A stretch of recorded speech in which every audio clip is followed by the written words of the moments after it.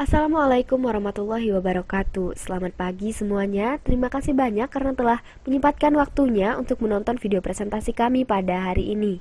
Perkenalkan, kami dari kelompok 13 Seminar Akuntansi Manajemen yang beranggotakan Lauren Azhara Suresti dengan BP 1810532047, Marisha Dora Asalam dengan BP 1810532051 dan Sultan Muhammad Arsyad dengan BP 1810532057. Pada kesempatan kali ini, topik bahasan kita adalah tentang Kaizen Costing. Baiklah, langsung saja kita masuk pada pembahasan yang pertama, pengertian Kaizen Costing. Kaizen berasal dari kata Kai yang artinya perbaikan dan Zen yang artinya baik. Kaizen diartikan sebagai perbaikan terus-menerus atau continuous improvement. Menurut Supriyono, Kaizen Costing adalah perbaikan secara terus-menerus yang didukung proses pengurangan biaya dalam tahap pemanufakturan produk yang sudah ada. Perusahaan yang menerapkan Kaizen Costing dengan melakukan perubahan secara bertahap dan berkesinambungan biasa disebut dengan continuous improvement. Menurut Cooper, kata improvement di sini yang dimaksudkan adalah pengembangan terus-menerus untuk menyempurnakan keadaan yang telah ada tanpa menciptakan sesuatu yang baru. Selanjutnya, tujuan Kaizen. Tujuan Kaizen ada dua. Yang pertama, tujuan pemeliharaan. Kegiatan pemeliharaan teknologi, sistem manajemen, dan standar operasional yang sudah ada, sekaligus menjaga standar tersebut melalui pelatihan serta disiplin dengan tujuan agar semua karyawan dapat mematuhi prosedur pengoperasian standar atau SOP yang telah ditetapkan. Yang kedua, ada tujuan perbaikan. Kegiatan yang diarahkan untuk meningkatkan standar yang sudah ada. Selain itu, kita juga akan membahas sasaran Kaizen. Karena konsumen tidak mau menanggung biaya-biaya yang tidak perlu tersebut, sasaran akhir Kaizen adalah tercapainya kualitas, biaya, dan distribusi atau QCD. Pada praktiknya, Kaizen menempatkan kualitas pada prioritas tertinggi. Kaizen mengajarkan bahwa perusahaan tidak akan mampu bersaing jika kualitas produk dan pelayanannya tidak memadai, sehingga komitmen manajemen terhadap kualitas sangat dijunjung tinggi. Kualitas yang dimaksud dalam QCD bukan sekedar kualitas produk, melainkan termasuk kualitas proses yang ditempuh dalam menghasilkan produknya. Adapun manfaat yang dapat diperoleh dalam penerapan teori Kaizen dapat berupa, yang pertama, setiap orang akan mampu menemukan masalah dengan cepat. Yang kedua, setiap orang akan memberikan perhatian dan penekanan pada tahap perencanaan. Yang ketiga, mendukung cara berpikir yang berorientasi proses. Yang keempat, setiap orang berkonsentrasi pada masalah-masalah yang lebih penting dan mendesak untuk diselesaikan. Dan yang kelima, setiap orang akan berpartisipasi dalam membangun sistem yang baru. Berikutnya, prinsip Kaizen. Kaizen mengandung 10 prinsip. Yang pertama, berfokus kepada pelanggan. Fokus utama Kaizen adalah kualitas produk, tetapi tujuan terpenting Kaizen adalah kepuasan pelanggan. Segala sesuatu atau aktivitas yang tidak menambah nilai produk atau meningkatkan kepuasan pelanggan merupakan pengeluaran biaya yang tidak perlu. Yang kedua, mengadakan peningkatan terus-menerus dalam Kaizen. Suatu keberhasilan bukanlah hasil akhir, tetapi merupakan awal untuk melangkah ke tahap berikutnya. Karena suatu keberhasilan merupakan faktor dalam meningkatkan semangat untuk mencapai keberhasilan yang lain. Lalu yang ketiga, mengakui masalah secara terbuka, membangun budaya yang tidak saling menyalahkan, sehingga para karyawan dalam perusahaan Kaizen dapat mengakui kesalahan secara terbuka, dengan sadar menunjukkan kelemahan dari prosesnya dan meminta bantuan jika tidak mampu mengatasinya. Yang keempat, mempromosikan keterbukaan ilmu pengetahuan. Bagi Kaizen adalah untuk saling dibagikan dan hubungan-hubungan komunikasi yang mendukungnya merupakan sumber efisiensi. Yang kelima, menciptakan tim kerja dalam Kaizen. Kerjasama tim dapat menanamkan rasa saling memiliki, tanggung jawab kolektif dan berorientasi pada perusahaan serta dapat memperkuat keterbukaan, saling berbagi dan komunikasi. Yang keenam, memanajemen proyek melalui tim fungsional silang proyek perusahaan. Hal ini dilakukan untuk mengurangi biaya, mengontrol pemborosan sampai tingkat tertentu, serta memuaskan pelanggan. Selanjutnya, yang ketujuh, memelihara proses hubungan yang benar. Dengan melakukan segala sesuatu yang mampu dilakukan supaya terpelihara keharmonisan, dengan ini hubungan tersebut dapat menumbuhkan loyalitas dan komitmen dari karyawan. Yang delapan, mengembangkan disiplin pribadi. Poin 9, memberikan informasi pada semua karyawan. Berbagi informasi merupakan hal yang sangat penting dalam perusahaan Kaizen. Dengan memberikan informasi yang penting pada setiap orang, maka tantangan perusahaan berubah menjadi tantangan pribadi.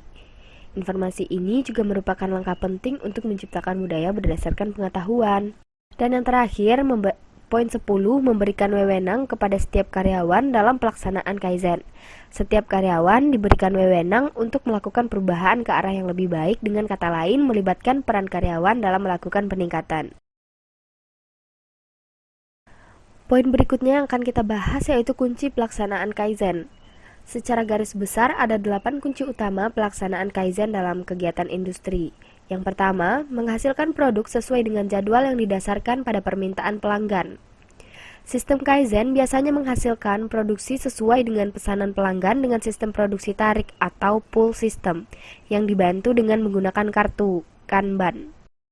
Pada poin 2, memproduksi dalam jumlah kecil atau small lot size. Ciri khas lain adalah memproduksi dalam jumlah kecil sesuai dengan permintaan pelanggan akan menghemat biaya dan sumber daya selain menghilangkan persediaan barang dalam proses yang merupakan sejenis pemborosan yang dapat dihindari dengan menggunakan penjadwalan proses produksi. Selain itu juga menggunakan pola produksi campur merata atau Haejunka. Yang dimaksud Haejunka adalah memproduksi bermacam-macam produk dalam satu lini produksi. Pada poin 3, menghilangkan pemborosan. Untuk menghindari pemborosan pada persediaan, pembelian, dan penjadwalan dengan menggunakan sistem kartu Kanban yang mendukung sistem produksi tarik, selain menghasilkan produksi dengan baik sejak awal yaitu pantang menerima, pantang memproses, dan pantang menyerahkan produk cacat dengan bekerja sama dengan pemasok dengan persediaan, yaitu mengurangi jumlah barang yang datang, menghilangkan persediaan penyangga, mengurangi biaya pembelian, memperbaiki penanganan bahan baku, tercapainya persediaan dalam jumlah kecil, dan mendapatkan pemasok yang dapat dipercaya. Berikutnya poin 4, memperbaiki aliran produksi. Penataan produksi dilakukan dengan berpedoman pada 5 disiplin di tempat kerja, yaitu 5S antara lain. Yang pertama, konsep seri atau pemilahan. Yang kedua, konsep seiton atau rapi. Yang ketiga, konsep seiso atau kebersihan. Yang keempat, ada konsep seiketsu. Dan yang kelima, konsep shitsuke. Selanjutnya, kunci pelaksanaan Kaizen pada poin 5 yaitu menyempurnakan kualitas produk. Salah satunya untuk menyempurnakan kualitas produk dengan melihat prinsip manajemen, yaitu memelihara pengendalian proses dan membuat semua orang bertanggung jawab terhadap tercapainya mutu, meningkatkan pandangan manajemen terhadap mutu, terpenuhinya pengendalian mutu produk dengan tegas, memberikan wewenang kepada karyawan untuk mengadakan pengendalian mutu produk, menghendaki koreksi terhadap cacat produk oleh karyawan, tercapainya inspeksi 100% terhadap mutu produk, dan tercapai komitmen terhadap pengendalian mutu jangka panjang. Pada poin 6, orang-orang yang tanggap. Penerapan sistem Kaizen ini tidak lagi menggunakan pilar keuangan, pemasaran, SDM, tapi menggunakan lintas fungsi atau lintas disiplin, sehingga seluruh karyawan harus menguasai seluruh bidang dalam perusahaan atau organisasi sesuai dengan jenjang dan kedudukannya. Dan kesalahan dalam proses selalu ditandai dengan menyalanya lampu andon dan proses dihentikan, dan seluruh karyawan terfokus pada perbaikan yang terkenal dengan istilah jidoka, yaitu semua karyawan bertanggung jawab terhadap tercapainya produk yang baik dan mencegah terjadinya kesalahan. 7. Menghilangkan ketidakpastian. Untuk menghilangkan ketidakpastian dengan pemasok dengan cara menjalin hubungan abadi dan memiliki satu pemasok yang lokasinya berdekatan dengan perusahaan yang masih kerabat dengan milik perusahaan, sedangkan dalam proses produksi dengan cara menerapkan sistem produksi tarik dengan bantuan kartu Kanban dan produksi campur merata atau Haejunka. Pada poin 8, penekanan pada pemeliharaan jangka panjang. Karakteristik pemeliharaan dengan berpegang pada kontrak jangka panjang, memperbaiki mutu, fleksibilitas dalam mengadakan pesanan barang, pemesanan dalam jumlah kecil yang dilakukan berkali-kali, mengadakan perbaikan secara terus-menerus dan berkesinambungan. Istilah lain yang bertujuan mengimbangi sistem Kaizen ini adalah re-engineering, yaitu mengadakan perombakan proses bisnis secara total sampai ke akar-akarnya. Selanjutnya, perbedaan Kaizen dan inovasi.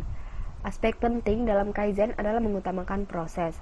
Hal ini berlawanan dengan manajemen yang digunakan di negara-negara barat yang menilai performa karyawan hanya atas dasar hasil yang diperolehnya dan bukan pada usaha mereka. Nah, di sini adalah penjabaran dari perbedaan antara kaizen dan inovasi dilihat dari karakteristiknya, sebagaimana tercantum pada tabel. Selanjutnya, konsep kaizen. Konsep kaizen meliputi beberapa hal. Yang pertama, 3M, mudah, murah, dan muri. Konsep ini dibentuk untuk mengurangi banyaknya proses kerja, meningkatkan mutu, mempersingkat waktu, dan mencapai efisiensi. A. Mudah dapat diartikan sebagai pengurangan pemborosan atau kesia-siaan. B. Murah diartikan sebagai pengurangan perbedaan, dan C. Muri diartikan sebagai pengurangan ketegangan. Yang kedua, gerakan 5S, Seiri, Seiton, Seishi, Seiketsu, dan Setsuke. Konsep 5S pada dasarnya merupakan proses perubahan sikap dengan menerapkan penaatan, kebersihan, dan kedisiplinan di tempat kerja. Konsep 5S merupakan budaya tentang bagaimana seseorang memperlakukan tempat kerjanya dengan benar. Bila tempat kerja tertata rapi, bersih, tertib, maka kemudahan bekerja perorangan dapat diciptakan. Dengan kemudahan bekerja ini, ada 4 bidang sasaran pokok industri yang meliputi efisiensi kerja, produktivitas kerja, kualitas kerja, dan keselamatan kerja dapat lebih mudah dipenuhi. Yang ketiga, konsep PDCA atau Plan, Do, Check, and Action. Langkah pertama dari Kaizen adalah menerapkan siklus PDCA sebagai sarana yang menjamin terlaksananya kesinambungan dari Kaizen. Hal ini berguna dalam mewujudkan kebijakan dalam memelihara dan memperbaiki atau meningkatkan standar. Siklus ini merupakan konsep yang terpenting dari proses Kaizen. Plan berkaitan dengan penetapan target untuk perbaikan. Karena Kaizen adalah cara hidup, maka harus selalu ada perbaikan untuk semua bidang dan perumusan rencana guna mencapai target tersebut. Cek merujuk pada penetapan apakah penerapan tersebut berada pada jalur yang sesuai rencana dan memantau kemajuan perbaikan yang direncanakan. Dan action berkaitan dengan standarisasi prosedur baru guna menghindari terjadinya kembali masalah yang sama atau menetapkan sasaran baru bagi perbaikan berikutnya. Dan yang keempat, konsep 5WH. Salah satu pola pikir untuk menjalankan roda PDCA dalam kegiatan Kaizen adalah dengan teknik bertanya dengan pertanyaan dasar 5WH. What, who, why, where, when, and how. Baiklah, materi selanjutnya yang akan saya jelaskan adalah penerapan Kaizen. Dalam menerapkan Kaizen, para pemimpin perusahaan atau organisasi berpegang pada 2 prinsip, antara lain memerlukan proses atau cara kerja yang baik untuk mendapatkan hasil yang maksimal. Dengan proses atau cara kerja demikian, kita bisa bekerja lebih cekatan atau bukan bekerja lebih berat. Untuk mendapatkan proses yang baik, para pemimpin perusahaan perlu mengetahui sumber masalah-masalah, kemudian meminta ide atau gagasan atau solusi dari semua karyawannya. Bagaimanapun juga, mereka lah yang menjalani pekerjaan sehari-hari dekat dengan pekerjaannya. Biasanya, solusi terbaik adalah solusi yang paling sederhana, logis, dan mudah dilaksanakan. Memilih gagasan-gagasan yang sekiranya bisa atau memungkinkan untuk dilaksanakan, kemudian menerapkannya dan bersabar menunggu hasilnya. Ternyata satu perbaikan kecil yang dilakukan dalam perusahaan atau organisasi akan dapat menghasilkan dampak yang besar, di mana waktu dan uang dapat dihemat. Para karyawan pun semakin bersemangat kerja, karena mereka melihat ide-ide mereka diterima dan dilaksanakan oleh perusahaan. Selanjutnya adalah langkah-langkah pemecahan metode Kaizen.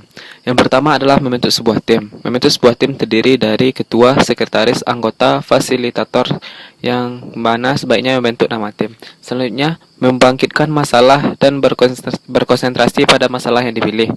Menggunakan prinsip Goluk, Goshi atau lebih dikenal dengan Genchi Genbutsu dalam Jepang. Prinsipnya adalah langsung melihat kejadian di lapangan tempat proses berlangsung. Selanjutnya, mengumpulkan dan meneliti, yakni meneliti semua proses yang ada lalu mencari 7 yang terdiri dari proses, menunggu, inventory, transportasi, pergerakan, produksi yang berlebihan, serta proses ulang. Kemudian, membuat peringkat sistem yang terdiri dari nama, peringkat, dan nilai. Kemudian, memilih objek penelitian. Kemudian, membuat jadwal penelitian.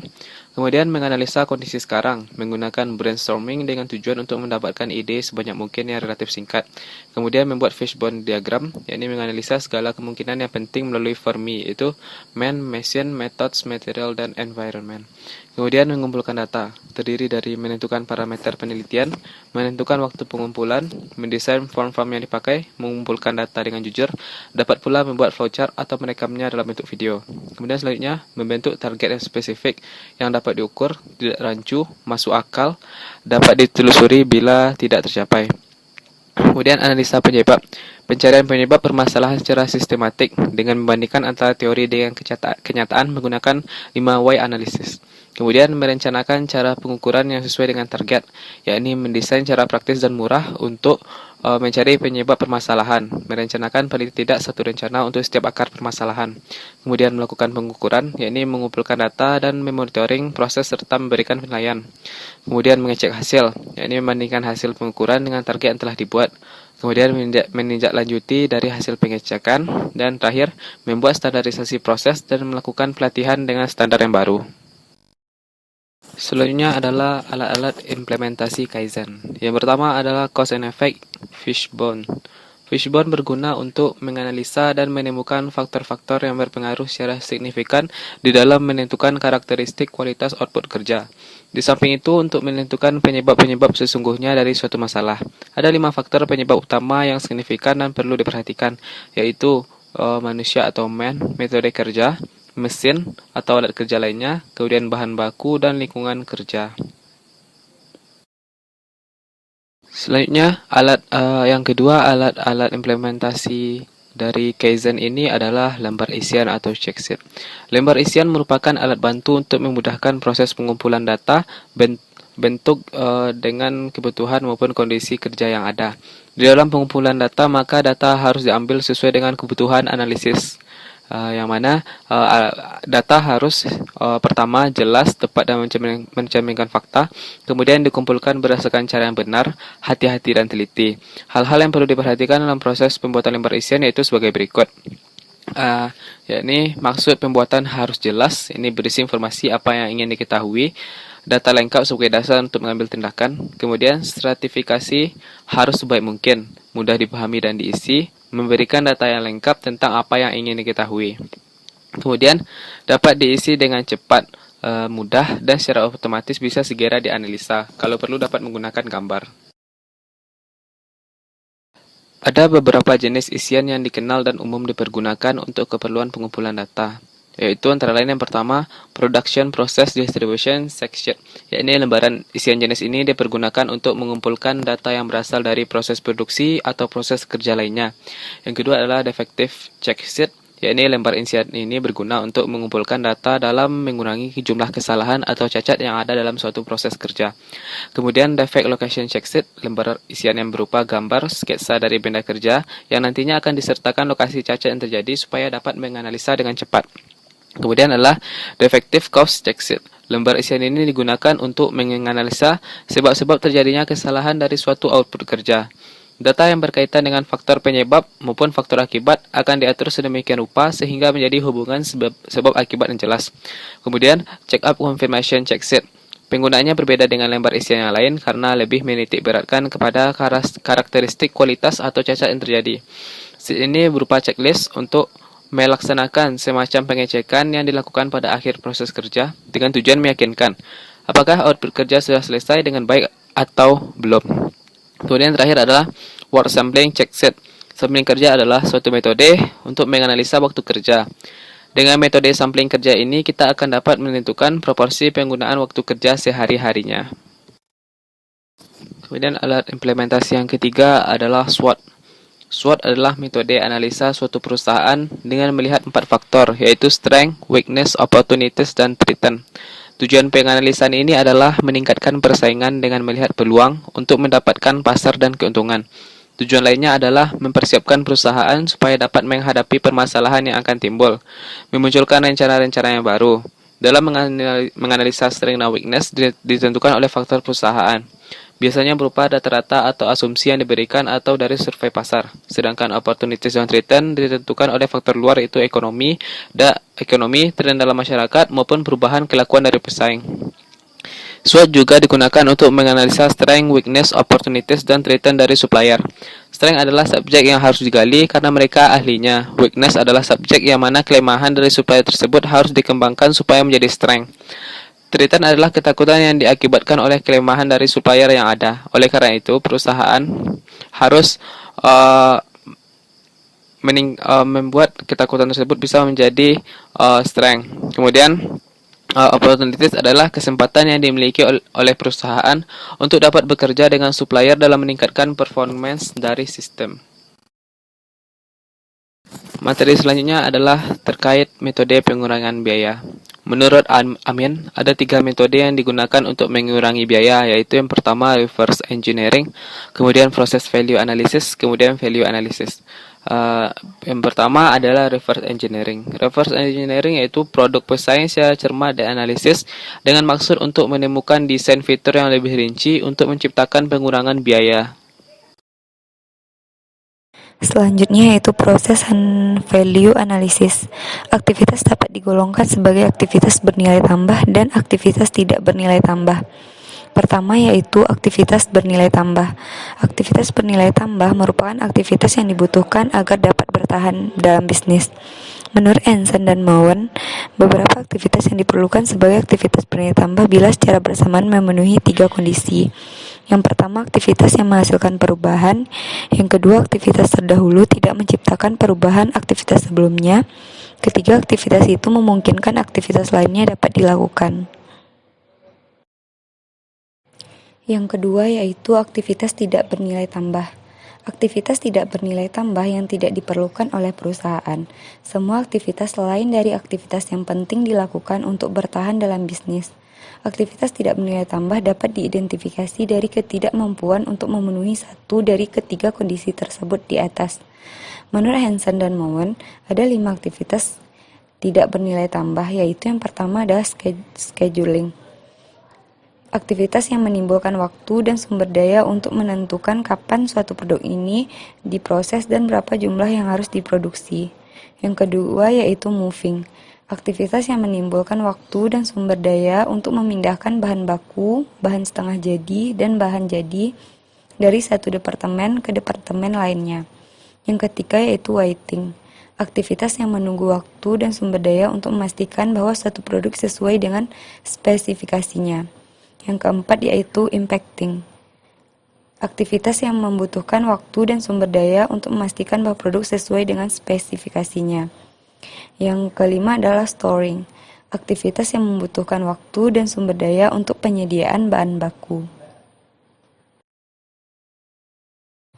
Masih menurut Hansen dan Mowen mengemukakan bahwa analisis aktivitas adalah kunci sukses dari pengurangan biaya yang dapat mendukung continuous improvement, di mana kondisi persaingan harus dapat memenuhi keinginan konsumen. Analisis aktivitas dapat mengurangi biaya dengan 4 cara. Yang pertama yaitu eliminasi aktivitasnya. Eliminasi aktivitas di sini memfokuskan pada aktivitas yang tidak memberikan nilai tambah. Pengurangan ini diperlukan apabila memiliki kinerja yang buruk.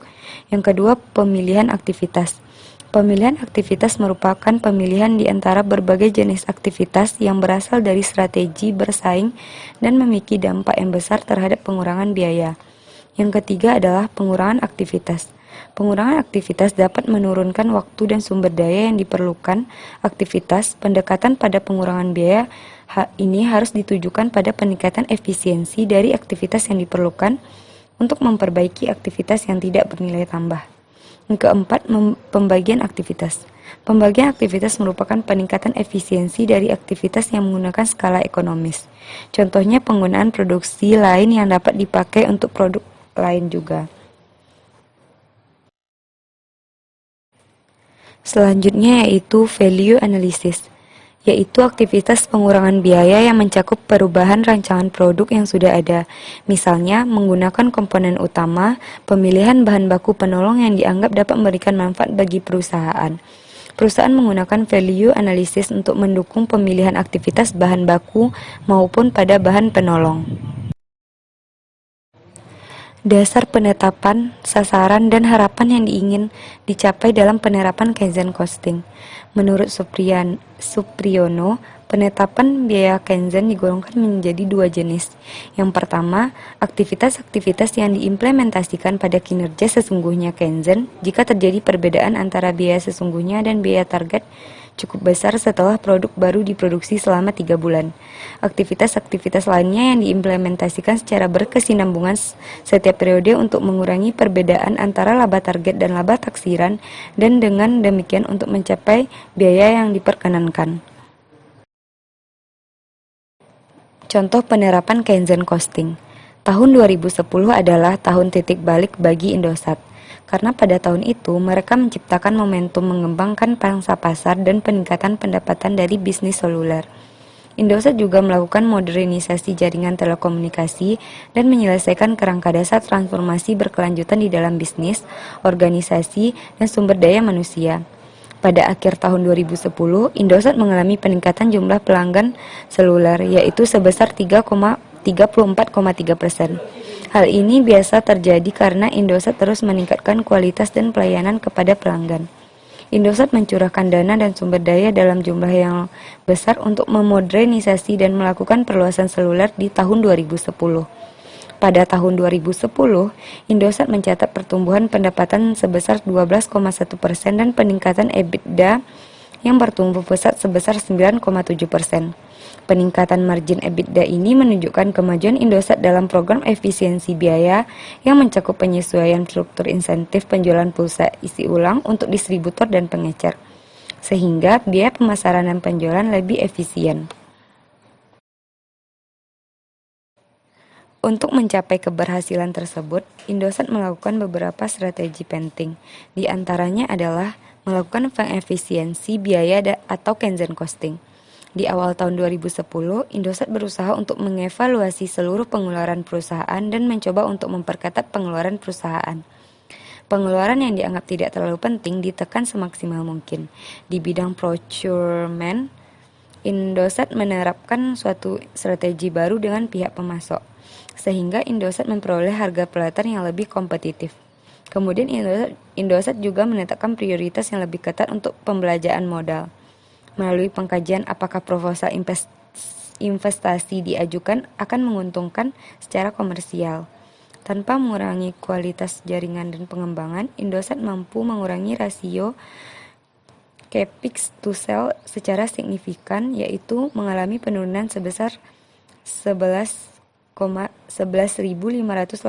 miliar dari tahun 2009.